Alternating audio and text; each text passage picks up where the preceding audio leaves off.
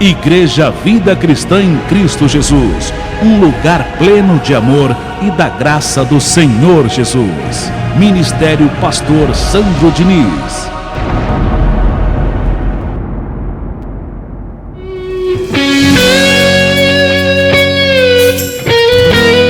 Ouça agora a boa e perfeita palavra de Deus com o pastor Heraldo Evaristo da Igreja Vida Cristã em Cristo Jesus. A igreja que estimula a sua fé sem desprezar a sua inteligência.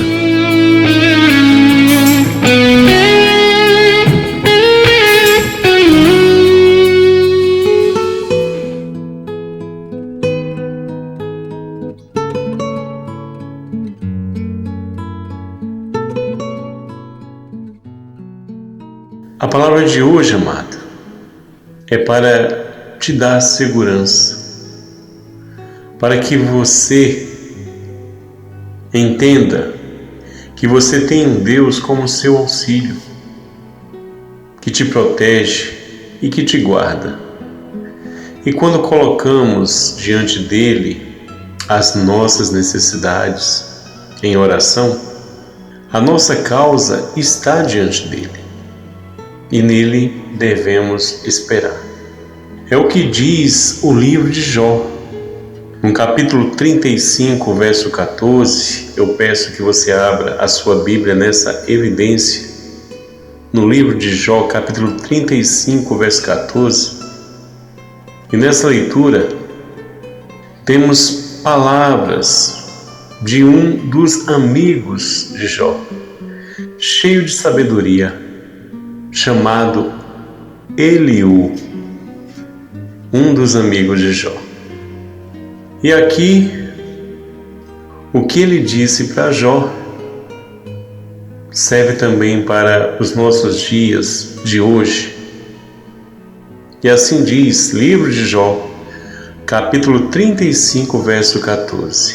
Jó, ainda que dizes que não o vês, a tua causa está diante dele, por isso, espera nele.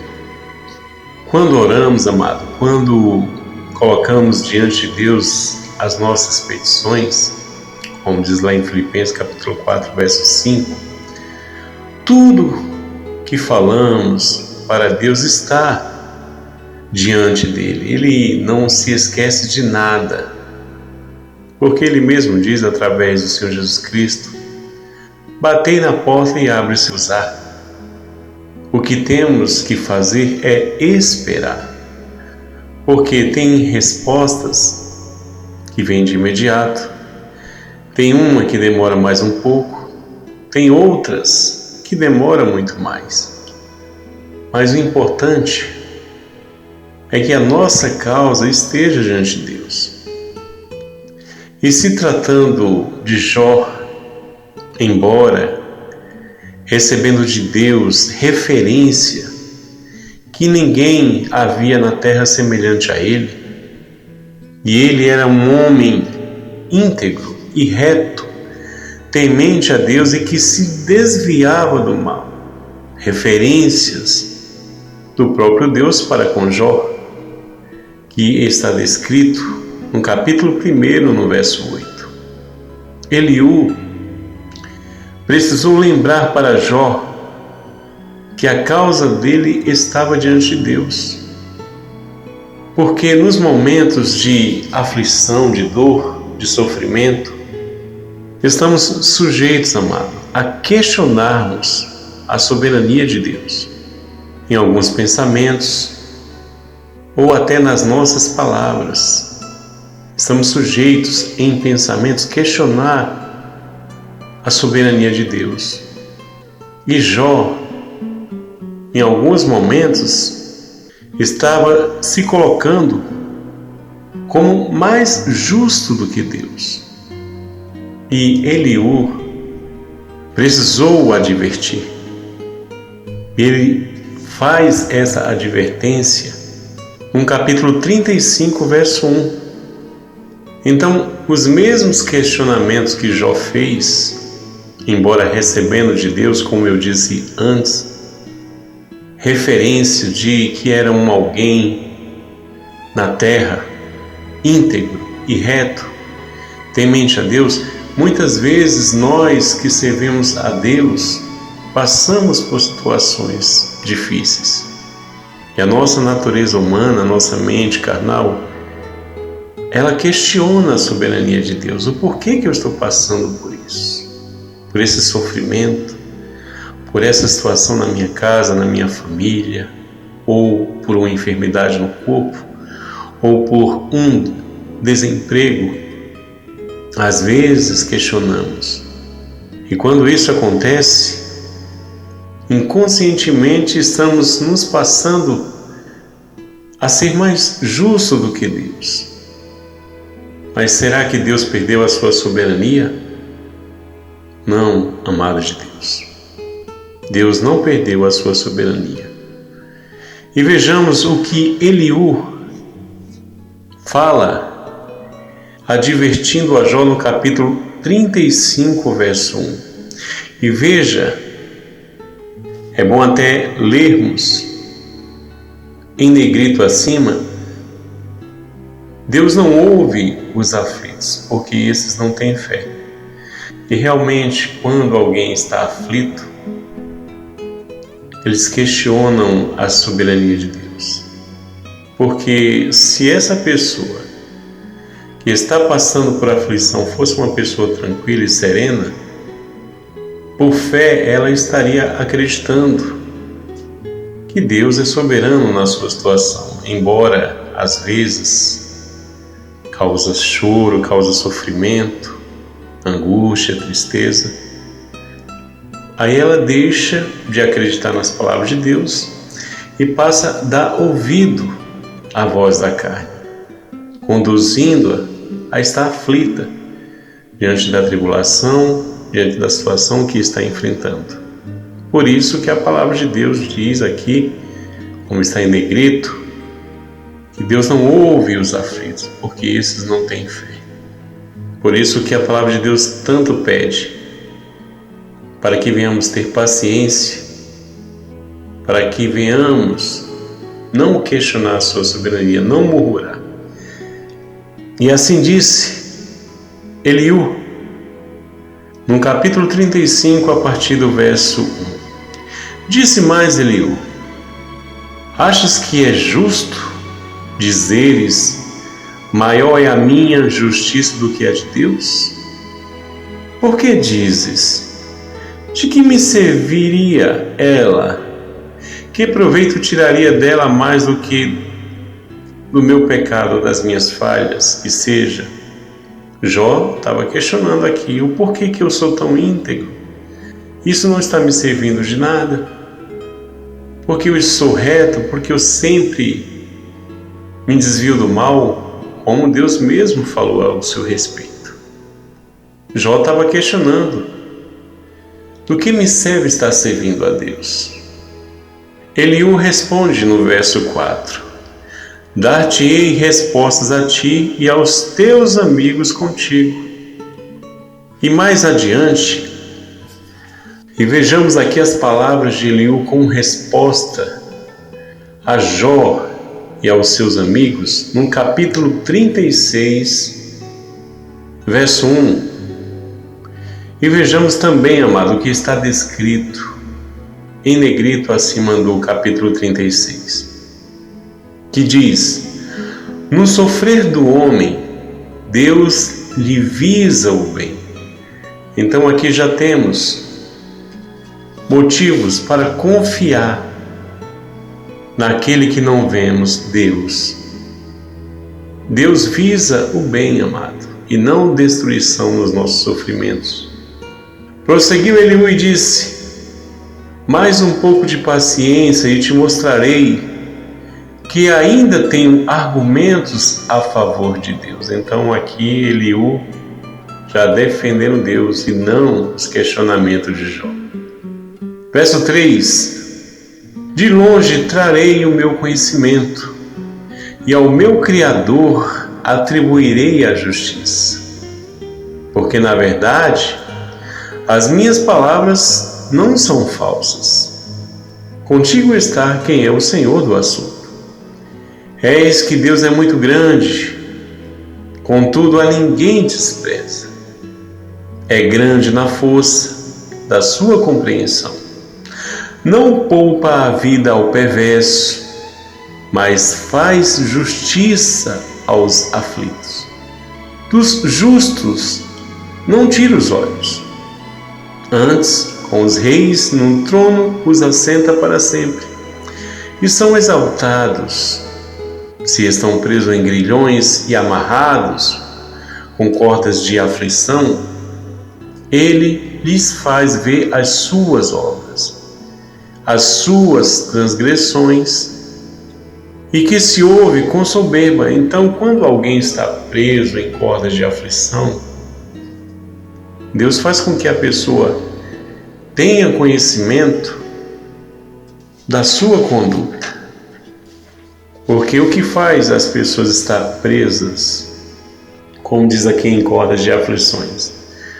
Desprezo de Deus, aborrece os ensinamentos, não quer ouvir a palavra de Deus, não congrega, são mais amigos dos prazeres do que amigos de Deus, como diz lá em 2 Timóteo, capítulo 3, verso 1. Assim estão muitas pessoas no mundo afora. São mais amigos dos prazeres do que amigos de Deus. E Deus diz: no sofrer do homem, Deus lhe visa o bem. Ou seja, quando tudo está bem, muitas pessoas não querem saber de Deus.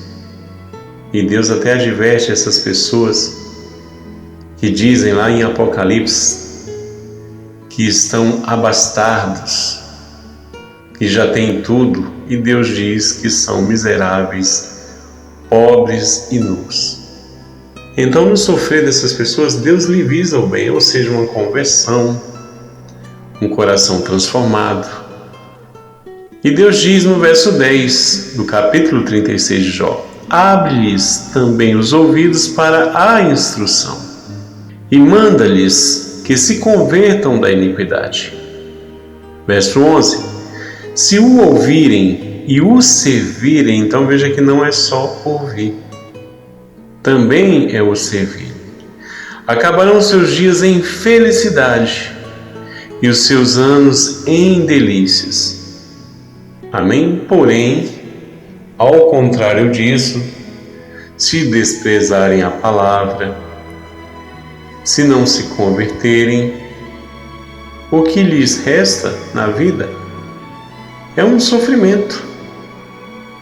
Mas Deus, para aqueles que se arrependem, Deus visa o bem. Porque Deus põe à prova o justo e ao injusto, tanto o que serve como o que não serve. Então, amado de Deus, diante dessas palavras aqui, vemos claramente a bondade de Deus.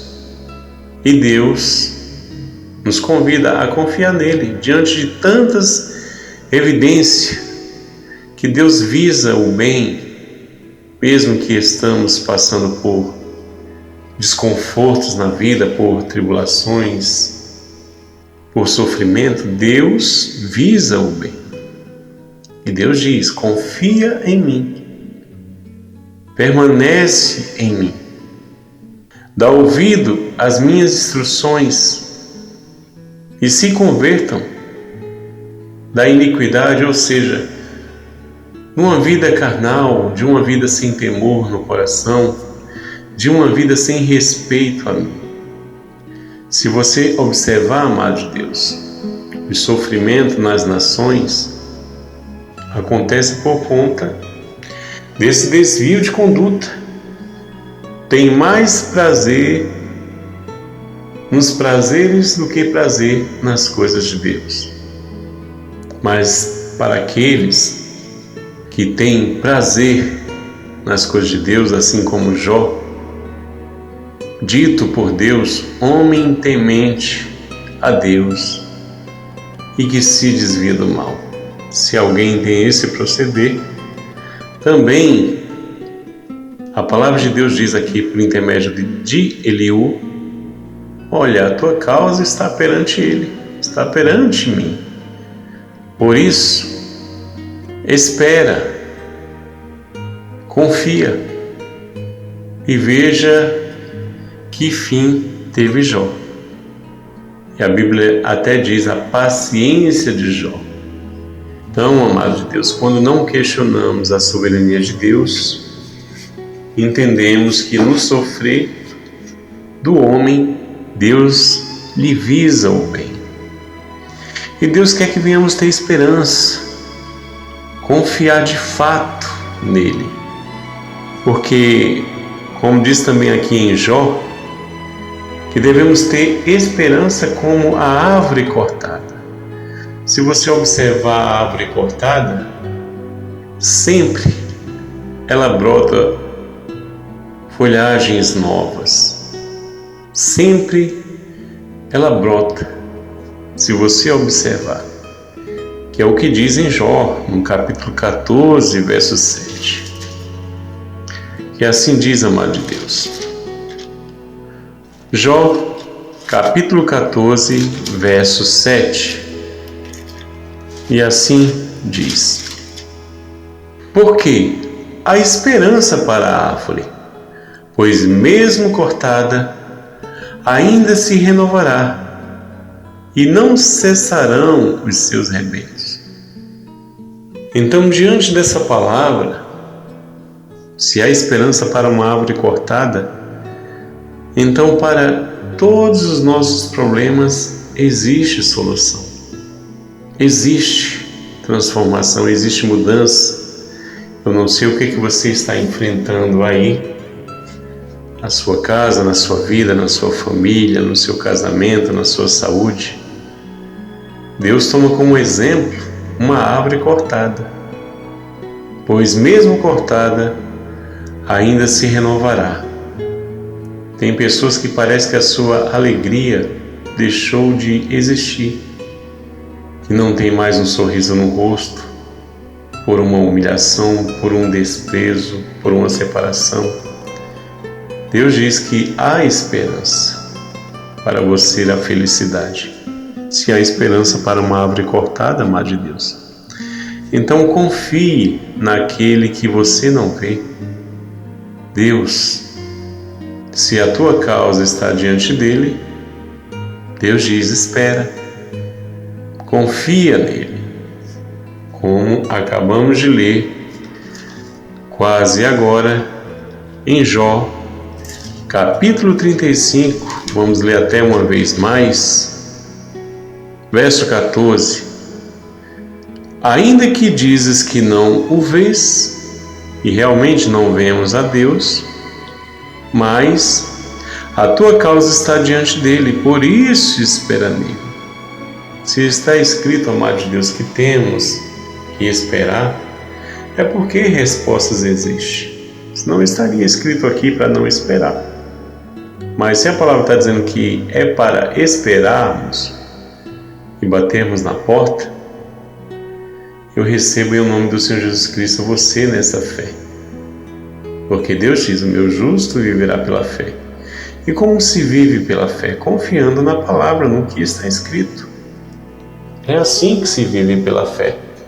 Não é em corrente, não é campanha, não é sacrifício, não é fogueira, não é essas realizações dessas práticas religiosas de campanha de corrente que é feita nas igrejas. Não. A fé, ela se baseia na palavra de Deus, no que está escrito, que diz aqui que a nossa causa, que colocamos diante dele, nós temos que aguardar e esperar nele. Isso é viver por fé. Um abraço a todos do seu amigo pastor Heraldo Evaristo, da Igreja Vida Cristã em Cristo Jesus. Te declaro confiando em Deus, mesmo você não o vendo. Um abraço a todos, amados. Até a próxima, anjos eleitos, mais que vencedores em Cristo Jesus. Um abraço a todos. Obrigado pela sua companhia.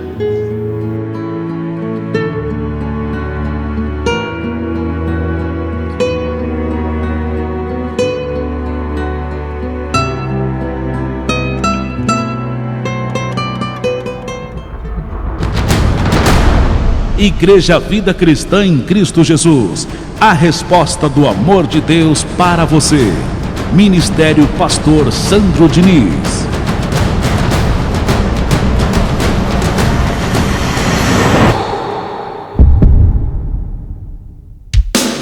Se você deseja servir a Deus por amor e pela fé, se você deseja meditar na Palavra de Deus e acredita na superioridade da nova aliança, se você está cansado das obras da lei, então você é da Igreja Vida Cristã em Cristo Jesus e não sabe. Não perca mais tempo. Procure a Igreja Vida Cristã em Cristo Jesus, que está situada em Osasco, na região central, na Avenida dos Autonomistas 2247, ao lado da Ponte Metálica de Osasco. E venha ouvir as palestras iluminadas com o pastor Sandro Diniz, às quartas-feiras, às 19 horas e aos domingos, às 9 da manhã. Igreja Vida Cristã em Cristo Jesus, a igreja que estimula a sua fé sem desprezar a sua inteligência.